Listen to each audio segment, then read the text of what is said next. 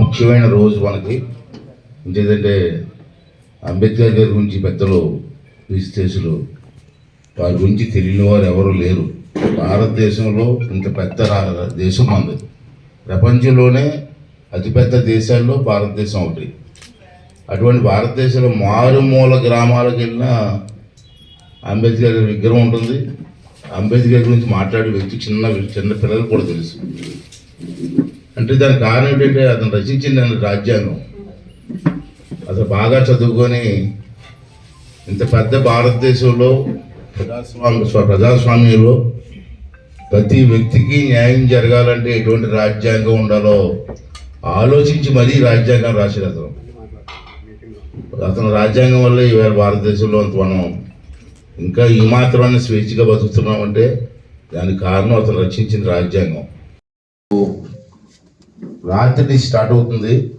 నా ఉద్దేశం ఏంటంటే ఈ పండగ రేపు మన పాత ఇల్లు నుంచి నుంచి అక్కడి నుంచి స్టార్ట్ అవుతుంది, అక్కడి స్టార్ట్ అవుతుంది.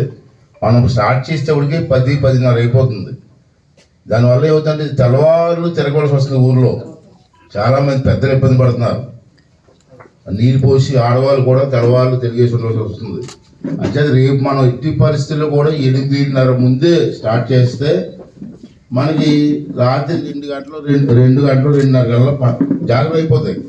తెల్లవారు 6 గంటల వరకు డబ్బులు కొట్టుకుంటూ ఊళ్ళు తిరుగుతూ ఉంటే ఆ నీళ్ళు పోసి ఆడవాళ్ళు కూడా ఇబ్బంది పడుతున్నారు, వెనకాల తిరిగి పెద్దలు ఇబ్బంది పడతారు. కాబట్టి మన ఈ పంటకు మాత్రం ఎట్టి పరిస్థితుల్లో 3 జాగ్రాలు ఉంటాయి. మొదటి జాగరం, 2వ జాగరం, 3వ జాగరం. 3 జాగరాలు కూడా రాత్రి 8:30 స్టార్ట్ చేసుకుని పూర్తి చేద్దాం. తర్వాత లాస్ట్ పెద్ద జాగరం ఉంటుంది. మళ్ళీ పండుగ రోజు చిన్న పగల జాగరం ఉంటుంది. అందరూ కూడా సహకరించండి. ఇది అందరి పండుగ, ఊరు పండుగ. ఇది అయ్యనపోతుల పండుగ లేదా మా ఇంట్లో పండుగ కాదు, ఊరు పండుగ, అందరి పండుగ. అందరూ కూడా జాతరలోకి వస్తే అది అందం ఆనందంగా ఉంటుంది. దయచేసి అందరూ సహకరించవలసిందిగా కోరుతున్నాను. Thank you. Okay, thank you.